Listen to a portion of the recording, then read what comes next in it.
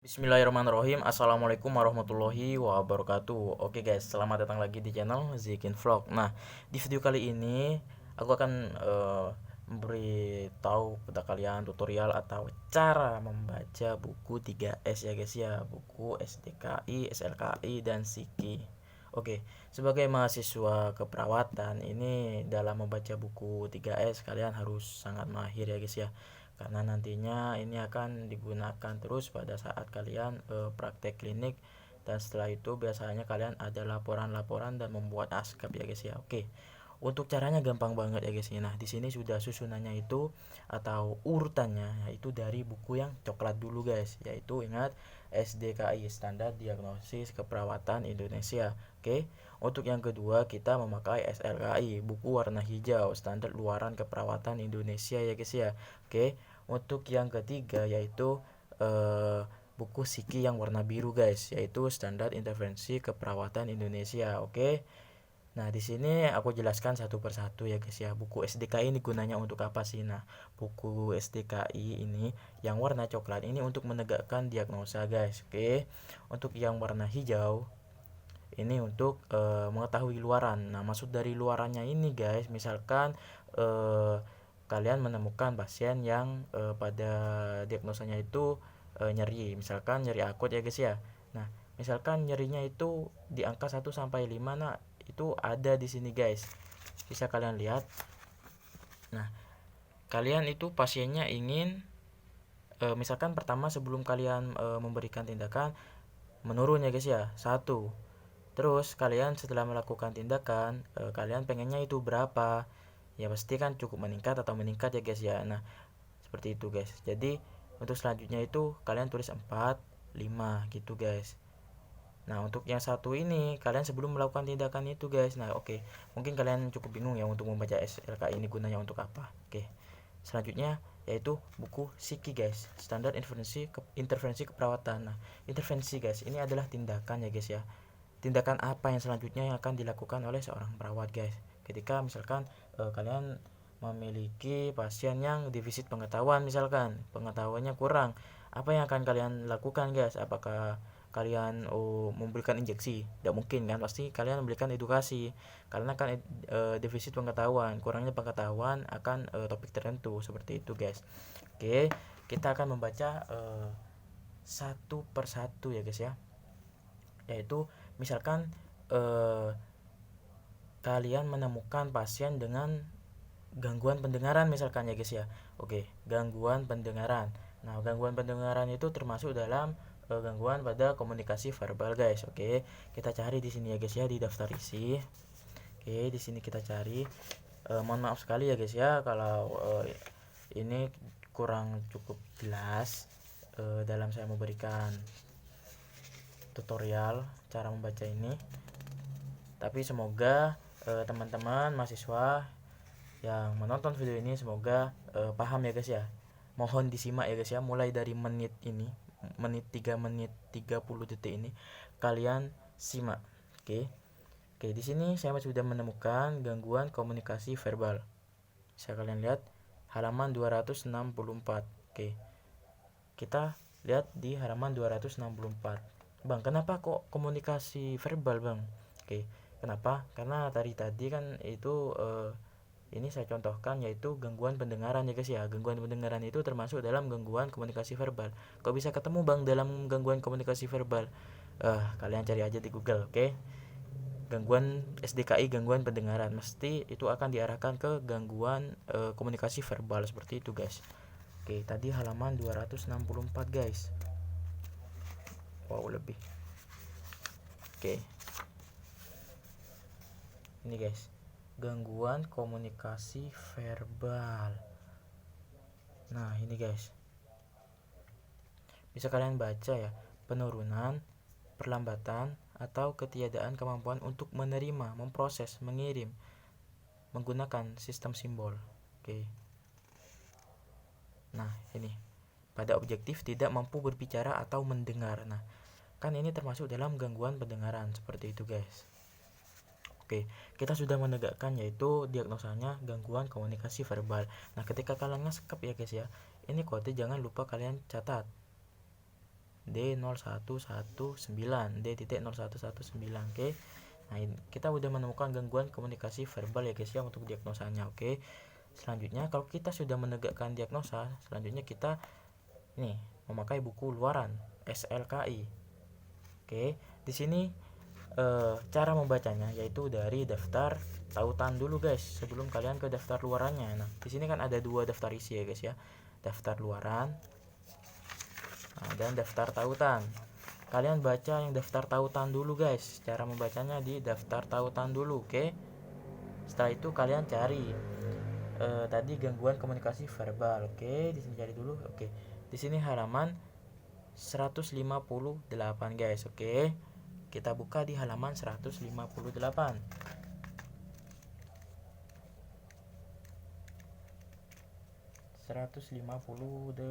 Guys. Oke. Gangguan komunikasi verbal. Oke. Kita sudah ketemu ya guys ya, gangguan komunikasi verbal. Nah, kita harus sesuai kasus ya guys ya. Kita boleh memakai luaran utama ataupun memakai luaran tambahan. Nah, kita kan cocok ya guys ya memakai luaran utama yang ini, komunikasi verbal. Nah, setelah kita ketemukan dikiranya cocok dengan kasus, oke. Selanjutnya kita cari di daftar luarannya ya guys ya. Oke. Di sini kan komunikasi verbal. Oke, kita cari di daftar luarannya. Nah, kan di sini kan daftar tautan guys. Nah, setelah itu kita ke depan daftar luaran. Oke, urutannya seperti itu ya guys ya, dari belakang ke depan cara membacanya. Kita cari, oke, apa namanya tadi? Komunikasi verbal. Oke, kita cari di K, komunikasi verbal guys. Oke, halaman 49 guys. Oke, kita buka halaman 49. Nah, sudah ketemu ya guys ya. Komunikasi verbal L.13118. Oke. Nah, di sini ada kemampuan berbicara guys. Nah, misalkan kalian sebelum melakukan tindakan pembersihan serumen misalkan, kan gangguan pendengaran guys, pastinya serumennya banyak mungkin ya. Serumen itu apa? Serumen itu kotoran telinga ya guys ya. Oke, kita kaji dulu skor awalnya berapa, SO biasanya ya guys ya. SA skor awal, dan skor target ST. Skor awal ingat disingkat SA sama dengan atau titik 2, terus skor target ST. Targetnya kalian pengen berapa si pasiennya itu guys.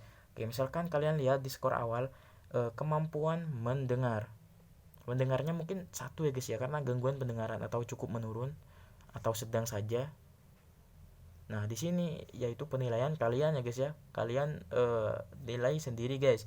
Misal kalian menemukan pasien lansia yang gangguan pendengaran banget ya guys ya. Maksudnya udah sulit untuk mendengar. Nah, kalian tulis 1 skor awalnya SA. Nah, untuk skor target, karena kalian udah lihat itu lansia, dalam ini kan tidak bisa meningkat banget ya guys ya, mungkin ya sedang, cukup meningkat kayak gitu ya kan. Nah, kalian tulis ST-nya berapa, skor targetnya. Kalian targetnya itu pengen berapa sih pasiennya. Misalkan kalian pengennya 4, yaitu cukup meningkat ya guys ya, seperti itu. Nah, kalian tulis di ST yaitu 4 gitu guys. Nah, untuk contoh ASCAP nanti mungkin kalian yang banyak yang tanya, nanti akan aku buatkan di next video ya guys ya. Nah, di sini aku fokuskan pada cara membaca buku ini guys. Nah, oke, udah kalian ketemu ya kemampuan mendengarnya, skor awalnya 1 SA, dan skor targetnya kalian pengennya 4. Oke. Terus kalian sesuaikan saja ya guys ya, gagap atau ada afasia atau ada disfasia, kalian sesuaikan dengan pasien yang kalian temukan. Oke. Nah, itu gunanya SLKI, yaitu gunanya untuk target kalian tuh pengen berapa sih kesembuhan pasiennya, kayak gitu guys. Dan skor awalnya berapa, skor target kalian berapa.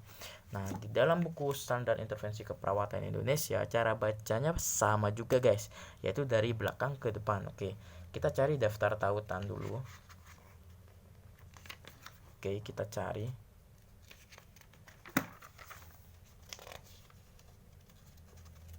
Nah, di depan ini adalah daftar intervensi ya guys ya. Sebelum kalian baca daftar intervensi, kalian harus ke daftar tautan dulu guys.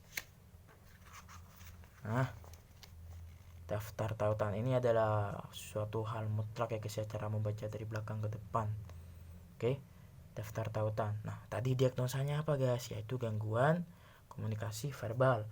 Kita cari gangguan komunikasi verbal di halaman berapa ya guys ya? Gangguan komunikasi verbal. Oke, di halaman 460. Bisa kalian lihat? Nah, ini gangguan komunikasi verbal 460 guys. Oke, kita cari guys.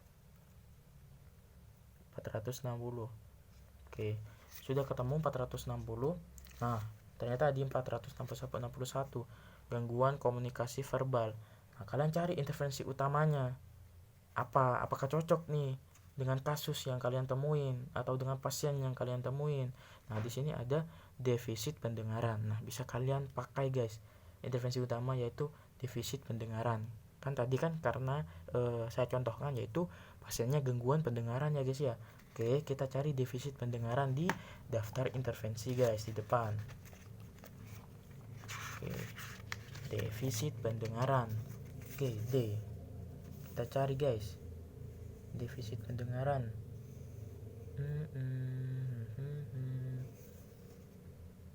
Oh sorry, tadi itu promosi defisit pendengaran ya guys ya. Kita cari P berarti guys. Oke, P, promosi.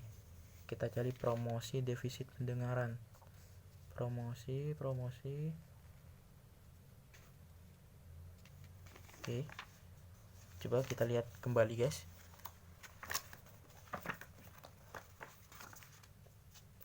Kalian kalau membaca ini harus fokus ya guys. Oh, promosi komunikasi guys. Promosi komunikasi ternyata.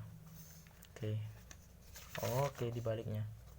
Promosi komunikasi defisit pendengaran. Gimana guys? Promosi komunikasi defisit. Nah, ini guys. 374. Oke. Promosi komunikasi defisit pendengaran 374. Oke, kita cari 374. Guys, mohon maaf banget ya bagi teman-teman semua yang nonton video ini. Kalau kecepatan videonya bisa kalian tonton dari awal lagi ya guys ya. Oke, defisit pendengaran. Jangan lupa kembali ketika kalian nge-script, kalian tulis kodenya ya guys ya. Siki 1.13493. Oke, kita sudah ketemu promosi komunikasi defisit pendengaran untuk tindakannya atau intervensinya guys. Oke, nah di sini dalam tindakannya ada observasi, terapeutik, edukasi. Nah, biasanya tuh ada juga kolaborasi ya guys ya, tapi tergantung dalam beberapa diagnosa. Contohnya ini guys, ada kolaborasi. Nah, kalau dalam defisit pendengaran ini, promosi komunikasi defisit pendengaran tidak ada ya guys ya. Hanya sampai di edukasi, yaitu ada 3 tindakan. Di dalam observasi, oke, di sini saya contohkan komunikasinya ya guys ya, karena saya sangat suka komunikasi keperawatan guys, mata kuliah itu ya guys ya. Oke, nah di sini kita periksa kemampuan pendengaran. Oke, di dalam observasi ketika kalian menemukan pasien dengan gangguan pendengaran, kalian harus periksa dulu kemampuan pendengarannya. Oke, misal kalian mau berkomunikasi dengan pasien lansia dengan gangguan pendengaran, kalian bisa komunikasinya dengan jarak 1 meter dulu. Oh, ternyata si pasien kurang mendengar kalau di jarak 1 meter. Kan ada juga dengan pasien yang jarak 1 meter masih bisa mendengar, seperti itu ya guys ya. Ketika pasiennya sulit untuk mendengar, nah kalian harus mendekatkan diri ya guys ya.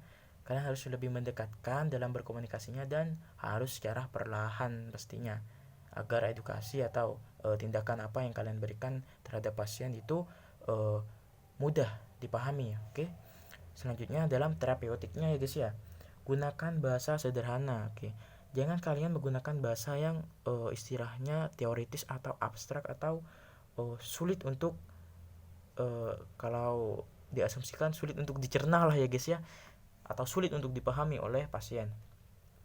Kalian harus menggunakan bahasa yang sederhana banget ya guys ya. Nih, hindari kebisingan, hindari komunikasi lebih dari jarak 1 meter dari pasien. Oke, kalian harus lebih mendekatkan diri ya guys ya dalam terapeutiknya. Oke, dalam edukasinya ajarkan cara membersihkan serumen dengan tepat. Oke, kalian harus mengajarkan cara membersihkan kotoran telinga dengan tepat seperti itu guys. Serumen itu adalah kotoran telinga. Ingat, serumen adalah kotoran telinga. Kalian edukasi. Oh, baik Bapak atau baik Ibu, cara untuk membersihkan kotoran telinga itu seperti ini, nggih. Untuk langkah yang pertama seperti ini. Kalian contohkan ya guys ya. Nah, seperti itu untuk dalam tindakan atau buku intervensi dalam keperawatan ini guys. Oke, dapat disimpulkan. Oke, kita fokuskan dulu kameranya. Kita dapat simpulkan buku SDKI ini untuk menegakkan diagnosa. Buku SLKI ini kita ingin mengetahui skor awal dan skor target yang kita inginkan ya guys ya, terhadap kesembuhan pasiennya. Oke, dan untuk buku S atau SIKI, SIKI, nah ini berguna untuk misalkan kalian menemukan pasien dengan gangguan pendengaran, apa sih yang harus saya lakukan sebagai seorang perawat? Seperti itu guys, apa sih yang harus saya lakukan? Oke, nah ini gunanya buku SIKI, yaitu memberikan kita pengetahuan atau apa ya guys ya, seperti memberikan kita wawasan juga sih apa yang harus dilakukan, seperti itu guys. Defisit pengetahuan ya kita melakukan penyuluhan seperti itu kan. Misalkan nyeri akut, kita kaji nyerinya berapa kan, seperti itu guys. Oke, mungkin bagi kalian yang masih bingung ya guys ya, nanti akan aku buatkan tutorial lagi di next video. Mohon maaf banget untuk yang kali ini kameranya hanya menggunakan kamera HP ya guys ya. Mohon maaf, maklum, masih mahasiswa dan juga mahasiswa aktif juga ya guys ya. Masih semester OTW semester 4 guys. BTW aku ini mahasiswa aktif di perguruan swasta di Kabupaten Jember ya guys ya, Jawa Timur. Mungkin kalian yang ada satu kabupaten bisa komen di bawah ya guys ya. Oke, untuk next video akan aku lebih buatkan lagi untuk kalian semua, atau kalian yang ingin menanyakan tugas-tugas bisa kalian komen di kolom komentar. Walaupun aku masih mahasiswa semester 4, tapi kalian gak apa-apa sih, komen lah ya, mungkin ada yang aku tahu, nanti akan aku buatkan videonya guys. Nah, di next video aku rencana ini akan membuat kalian video-video tentang yaitu lebih ke keperawatan ya guys ya. Nanti akan aku buatkan cara berkomunikasi dengan pasien lansia, cara berkomunikasi dengan pasien ini itu. Aku lebih suka komunikasi ya guys ya, di dalam keperawatan ada mata kuliah di semester 1 dan semester 2, komunikasi keperawatan 1, komunikasi keperawatan 2. Mantap. Oke guys, mungkin untuk videonya hanya segini doang. Bagi kalian yang ingin tanya-tanya tugas, jangan lupa untuk komen di bawah. Nanti kalau aku tahu akan aku buatin videonya ya guys ya. Oke, mungkin itu saja yang bisa aku sampaikan untuk kalian semua. Saran dan masukan silahkan ya guys ya. Mungkin bang videonya kurang apa pastinya banyak kurangnya ya guys ya, mohon maaf sekali. Oke guys, thanks for watching, bye bye, see you, wassalamualaikum warahmatullahi wabarakatuh.